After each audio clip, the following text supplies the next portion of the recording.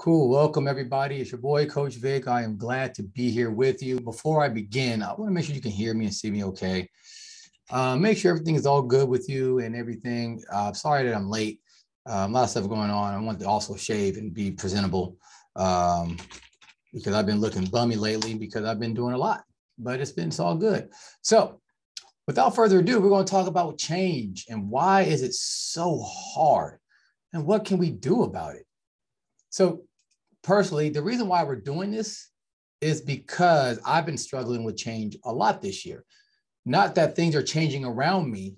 Things are actually more or less staying the same. It is myself who planned to change. You hear the word plan to change, but a lot of my old habits are just creeping in. And I had to figure out what is really going on with me.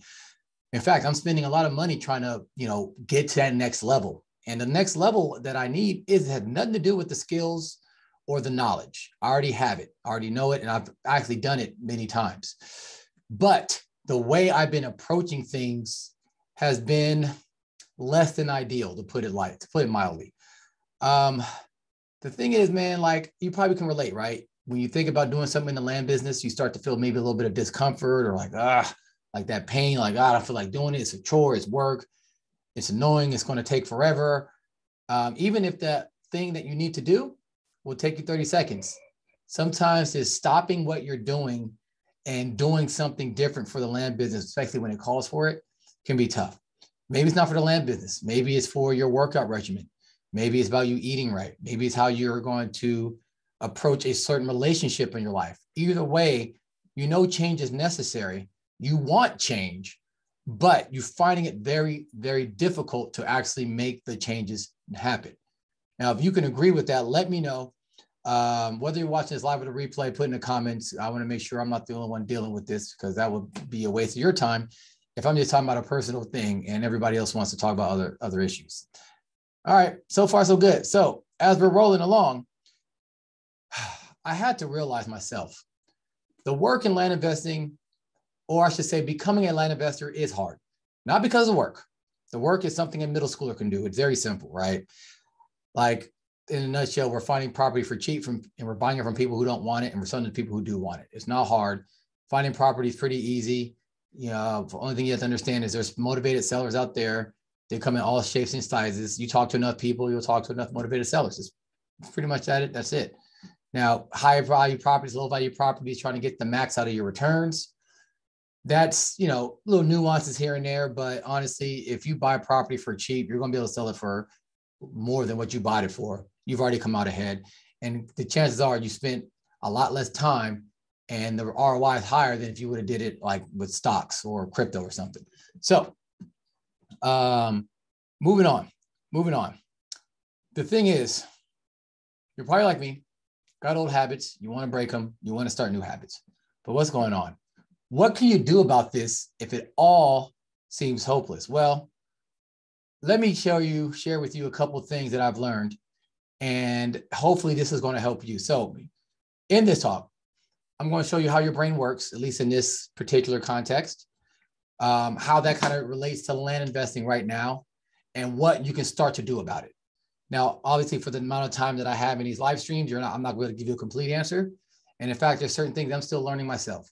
But there will be enough for you to start implementing right away. You know my style. I want to give you something practical that you can start doing right now, and nothing that's like impossible or anything like that.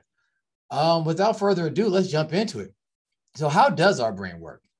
Well, for what we're going to talk about here is there's two parts. I mean, there's more than two parts, but there's two parts of the brain that we are finding fascinating. We have the old brain and the new brain.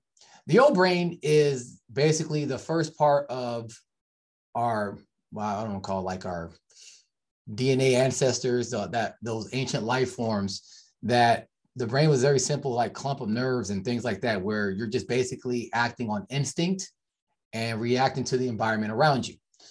So a lot of your fight or flight comes from that part, like basically finding food, shelter, and mates, having sex, things like that. The very basic drives of being alive, of being not just a human, but of any living animal. We all have that in common. Now, A lot of that stuff in our brain still fires and works every day, right? This is why a lot of times people panic and freak out about things, why people don't like change, not just change in like change of behavior, but like, hey, there's a new person on my block. I don't know if I trust this person, right? You may come out with a friendly face, but you're still a little waiting and seeing until, they're on the up and up, unless you see some other clues that give you like, oh, they're like me. I don't have to worry about that. Right? A lot of that tribalism comes in. It's kind of like in the middle of the brain, but you start to see what I mean. Now, the new brain, the neocortex, that's where we do a lot of our thinking. This is what separates us from a lot of the different animals. The thing is, the neocortex is, let's say, energy inefficient, meaning it takes a lot more energy to use it than your reptilian brain, that old brain. Why? Well, I would imagine because the reptilian brain's been around for so long, it just got, redesigned and remodeled and just improved and all that, and over the millennia until we have it now where it's pretty much on autopilot. Where since the neocortex is newer, it hasn't had that time to evolve and change and become more energy efficient and things like that. So we are dealing with the brains that we have. Now, here's the thing. Because the neocortex takes a lot of energy, your brain is like, I don't want to use it because it's too much work. Why is that important? Well, here's the thing. We have our eyes, we have our ears, we have our sense of feel, things like that. Because of that, we're having all this data that's coming in and our brain is processing a lot of it. A lot of it you're not aware of. So like everything that you're looking at right now, everything, feeling if you're sitting in a seat right now, your butt feeling the seat. If you're walking, then, how you're navigating and keeping your balance and staying safe and all that other stuff. The stuff that you hear, not just my voice, but the surrounding areas, things like that. It's filtering and doing all of that work. So trying to add more load onto the brain, not great. Your brain kind of wants to avoid that. So it tries to find shortcuts. Now, I just saw a video from, I'm going to butcher it, Kurzgesagt. I actually like the way they explained it, so I'll borrow their phrase. Think of your brain, especially as a kid or a toddler, as a dense jungle. And as a dense jungle, there's no trails, there's no roads, there's nothing like that. So if you're trying to navigate through the jungle, you're going to have to hack and machete your way through until you find what you're looking for or get to where you're going. Now, as you are doing things, right, you're hacking, you're getting through, and eventually you're like, okay, that was good. Let me go back to where I started. And maybe you do that a little bit every day in this jungle. And after a while, that little hacked area starts to become worn down a little bit and becomes like an impromptu trail. You keep using it, the trail might become a little bit of a walkway. You keep using it, become a little bit of a road. You keep using it, it might become a street. You keep using it, it might become a highway, and so on and so forth, right? Basically, the more you use this little trail and this little pathway, the more, I guess, laden it is, the more, I don't know what the word I'm thinking of right now, but the more used that it is, the more that it's easy to be reused. Now, again, because your brain is lazy, it's not going to try to keep hacking through different pathways in the jungle. You know what it's going to do? It's going to use the trail that it's used to, the trail that it knows, the path that is already laid out for you because it doesn't have to do any work to navigate that path. You know what that means? Those are your habits. Think of it this way, right? You can see this in action. When you're driving in your own neighborhood, you could probably drive pretty quickly. Hopefully there's no kids or nothing around like that. You probably don't pay that close attention to what you're doing. You're probably fiddling with the radio or getting your phone set up or, whatever it is, right? You're not super alert on the road unless maybe you live on like some crazy busy street. But in general, when you're in places that you actually spend less attention on the driving and you put your attention on other things. However, contrast that with if you're in a brand new area. Let's say you're going to a friend's house for the first time and you got to use GPS to get there. Even though you're kind of looking at the GPS screen, you're like, okay, where am I? Am I in the right place? Do I turn here, the next block, all that? Your attention is much more heightened. You're paying attention to the road a lot more. Why? Because you're doing something different that your brain isn't used to. So it has to provide all that energy. It's the same way your brain kind of works internally. I thought it kind of works that way when you're driving as well. And there's other examples that you can think of, but so far you're starting to get it. Now check this out. When you are, just like when you're driving, when your brain feels unsafe and everything like that, it's going to do what it can to feel safe, to feel like it's in control, to feel like everything is okay. Usually that unsafe feeling you get is from, hey, I got to learn something new, AKA I got to be in a different area, go through a different pathway, be in an unfamiliar environment. I got to put in work. Or I could take this original pathway that I've known and loved for many years and use that. That unfamiliar stuff, that part that seemed like a lot of work to hack through the jungle to make a new pathway, well, that is the land investing skills that you're trying to learn. Or if you already know the skills, just a daily task that you should do every day to make sure your business is profitable. You know what that warm path is on that super highway that's in your brain? That's that YouTube you be watching. That's that Netflix you be watching. That's the IG you scroll. That's the other things that you can do that you don't need to think and spend a lot of time or energy actually working on. So far, you guys follow me because we're about to go somewhere with this. You can see how much work your brain feels new things are and new habits. So not just learning new skills, but just actually enacting new habits. It's a lot of work. It'd rather do the work that is, or reuse the work that's already been laden. So procrastination, fear, all these other things, because it is what it is. Now, as I said, your land investing isn't something your brain is used to right now. You know what your brain is used to? Because it's been trained for many, many, many years being an employee. Think about your schooling. You go to school and you go to work. They're both a similar structure, right? Get up in the morning, especially Monday through Friday, head to the office or head to your school. You go through a set routine. Somebody tells you when you can do X, when you can do Y, and when you can do Z, right? Yeah, you get some breaks and all that, just like you get a lunch break at work, whether you're at school or whatever. But in general, somebody else is in charge of your schedule. Sure, certain jobs that you have a little bit more flexibility and freedom, like, well, I don't have to work on, I can get up a little bit earlier or get up a little bit later or whatever the situation is. But in general, you still got to spend a certain amount of hours at your job. Or if it's not hours for some of you higher earning people, it is, I have to get a certain amount of work done, right? School is no different. Now think about it. You've been going through that for years and years and years and years. Of course, those pathways in your brain are not just a highway. They're like, I don't know what's better than a highway, right? It's there. It's like a multi-lane highway with carpool lanes and overpasses and all this other stuff. Like it's been used so many times, so you're used to that. Doing things like land investing or any other entrepreneurial pursuit is totally different. It's a whole new way of thinking. And it's not just something that you're going to be able to just pick up easily. This is why change is hard. All right. Now, so think about this. Your brain sees, hey, I can go to work. I'm used to that. I know what I can expect there. I may not like it, but it's easy in the sense that I know what it comes with it. Or I can try this land investing thing. The land investing seems hard. Your brain's like, you know what? Land investing isn't that cool. It doesn't work for you. You should look at something else. You should do this. And it's going to push you to quote unquote research. But in reality, it's just pushing you to do something you're more comfortable with doing.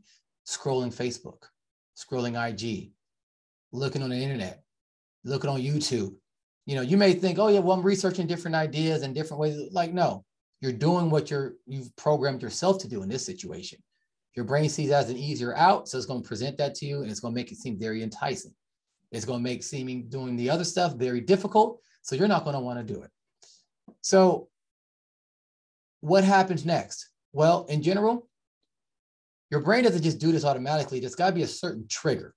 Like a lot of your habits are produced from triggers. If you look at the book Atomic Habits and what's the name of the other one? Habits of like successful people. I can't think of the name of the book. I don't want to butcher it, so I won't say it. There are certain things that will trigger you into doing certain behaviors. Now, you may already have a certain thing in mind that has nothing to do with land or this type of change, but maybe every time you see, I don't know, every time you walk into the house from after work, maybe you just plop down on the couch.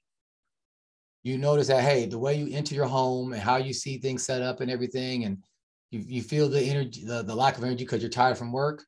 That's a trigger to your brain, like, oh, time to plop down and watch TV, right?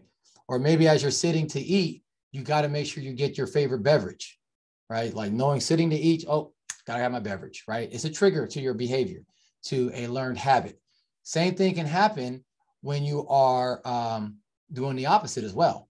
But the point is, when your brain sees or feels discomfort, that's a trigger to find something that's going to comfort it, make it feel better, make it feel at ease so it doesn't have to feel those things and go through that work and reconcile that.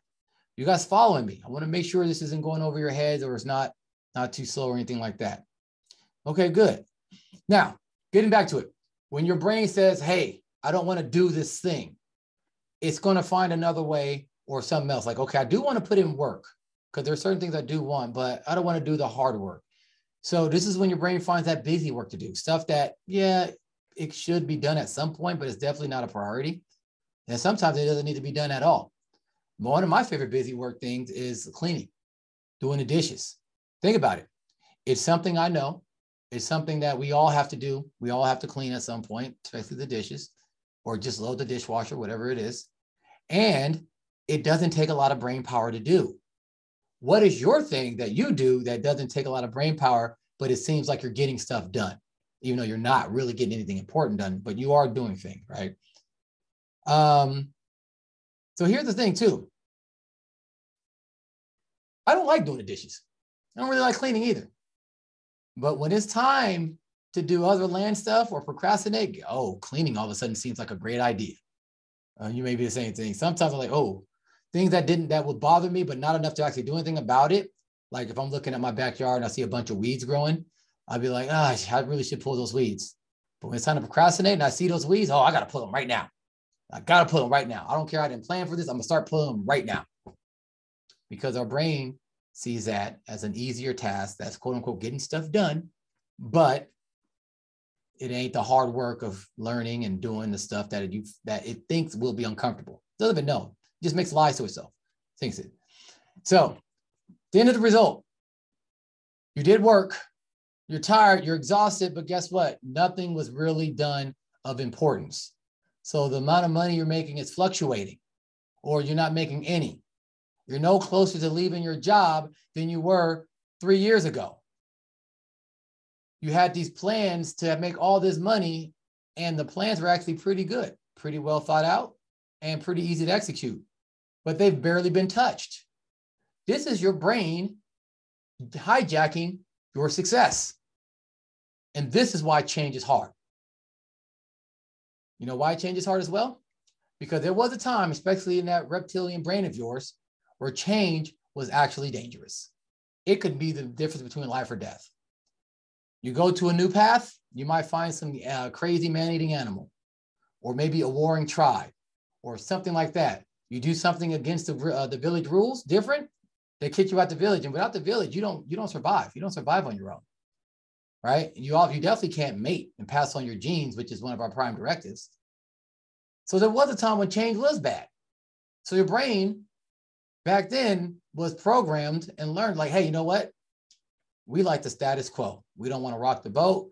We got stuff good now. And if we change, we'll mess that up. Obviously, that's not always true. And most times it's not true at all, especially in modern times. But your brain doesn't understand it's modern times. As I said, the neocortex is the newer part of the brain. It doesn't understand these things.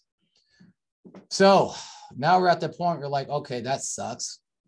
Sounds like my brain is out against me. I can't trust it. I can't rely on it. What should I do? Well, I'm glad that you asked, because there are things that you can do. Obviously, there are things, because we do change. Sometimes it changes for the better. Sometimes it changes for the worse. But we all do change, and we make new habits, and we find new discoveries and things like that. So why don't we hack our brains to work for us as opposed to us working like being a brain, being an enemy? So first things first, to start to change is realize change is hard. For all the reasons I described and all that, the examples and all that, understand what you're going against. Why am I telling you this? So you have to have a little bit of little grace with yourself. Be honest with yourself. Be gentle with yourselves, because you beating yourself up and trying to will your way through things, you see that it doesn't work. In fact, willpower is a finite resource, meaning it does run out. And when it runs out, guess what you're going to be on? Your phone, scrolling Facebook, scrolling Instagram, on YouTube, whatever it is.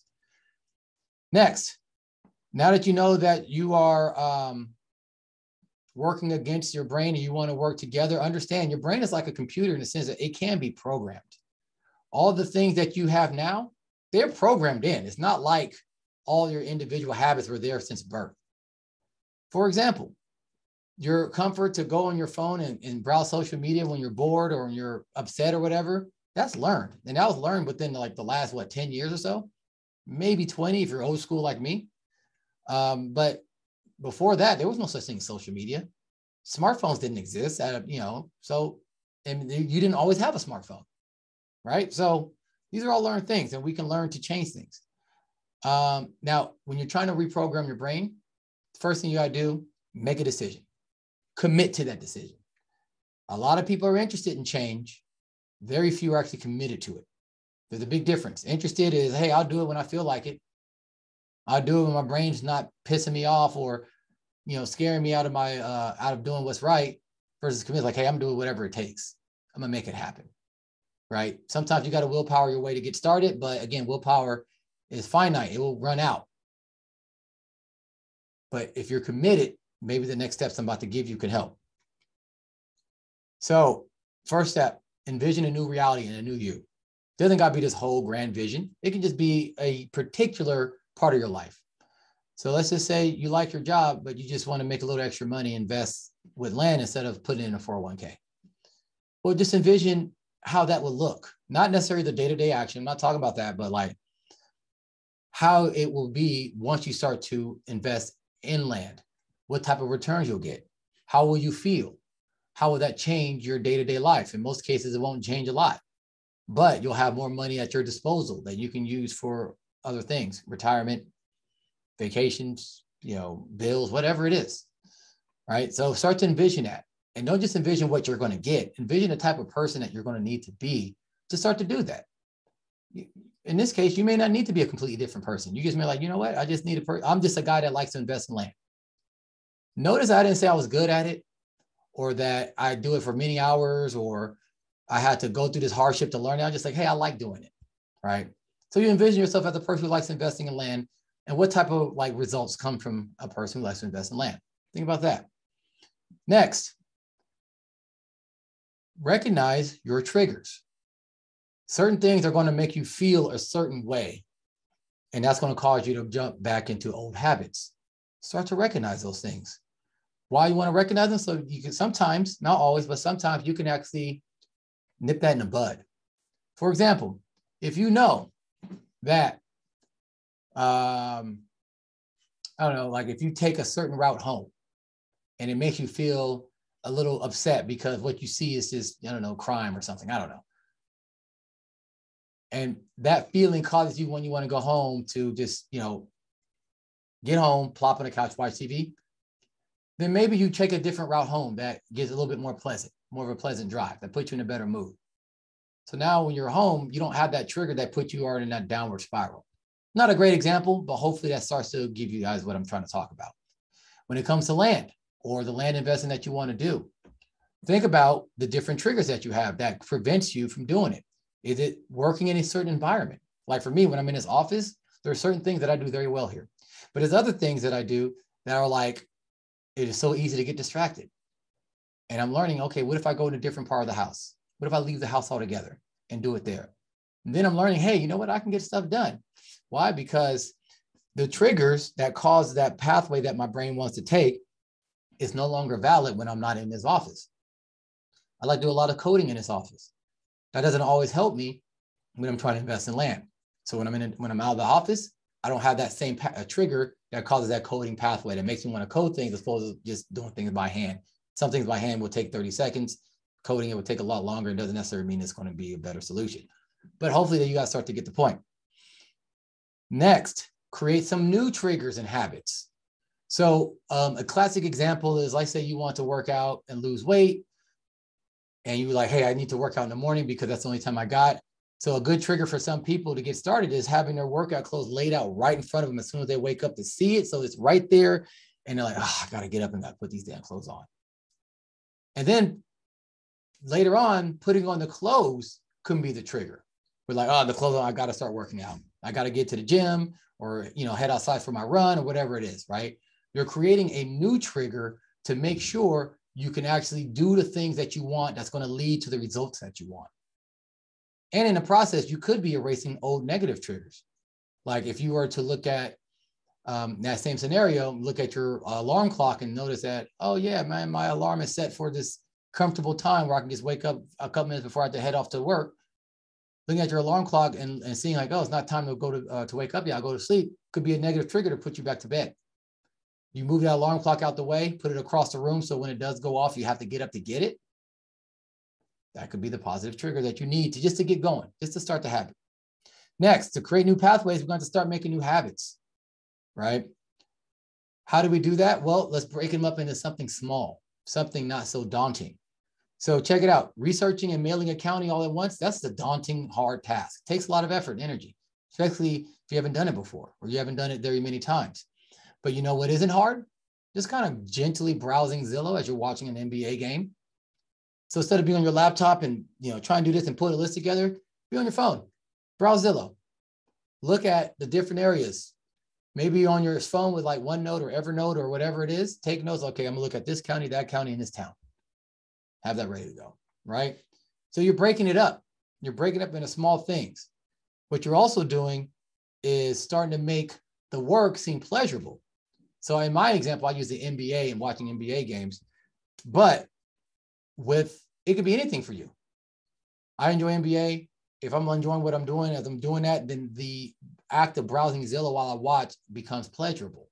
It becomes part of that experience. So you can also create that little breakaway. And then guess what? That becomes a trigger too. So now every time I watch an NBA game, maybe I'll start browsing Zillow and finding new areas to invest in.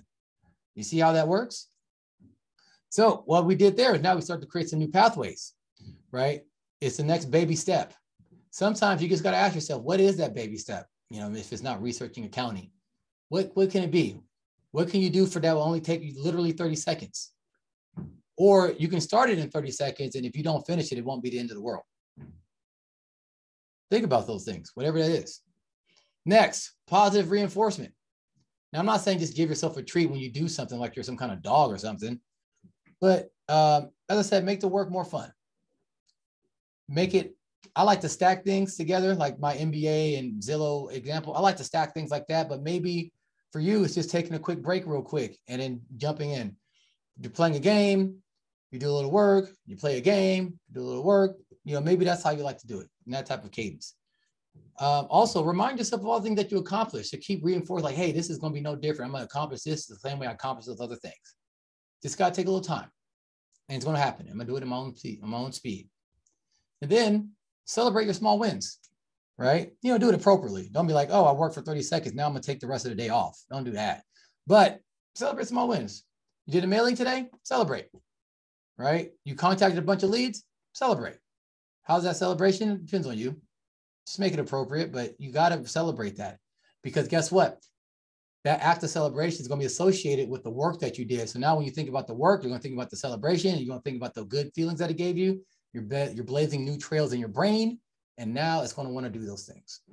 All right. And the last two, slowly start to build your endurance, because there are times you're going to need willpower. Things don't work out the way you expected. That's usually how it goes, really.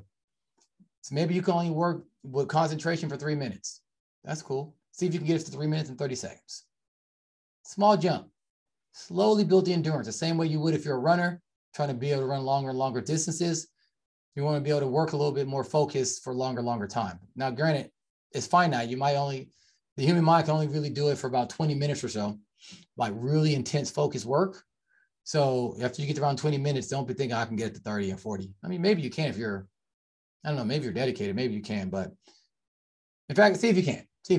I don't want to limit you, because I don't know. You never know. And last but not least, see if you can keep a nice schedule. If you're not ready for this, you're going to break the promises to yourself. You're just going to feel shitty, so don't do it. But when you're ready, so you can keep a schedule. Now, hopefully you can start to understand like yourself a little better, your brain a little better, and you have some certain tips that kind of help you with this change. But we're just scratching the surface right now. There's so much more that there is to talk about on this topic.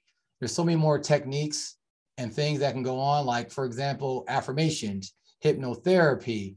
I have a morning success formula for visualizations and things like that. A lot of things that you can use to help reprogram your brain and change your identity. So now the default actions are the things that you will like, not because you took a long time to make this habit, but just because that's kind of how you see yourself. With that said, I'm over time a little bit. I know this one's a little longer than normal. I do appreciate you guys listening to this. Hopefully you found this useful. And if you want to hear more about this topic or you need more help with it, let me know. I love talking about this and learning about this because I need it for myself. But other than that, that's all I got for you. So yeah, you probably need to watch the replay on this bad boy because it's one of those. All right. Other than that, peace.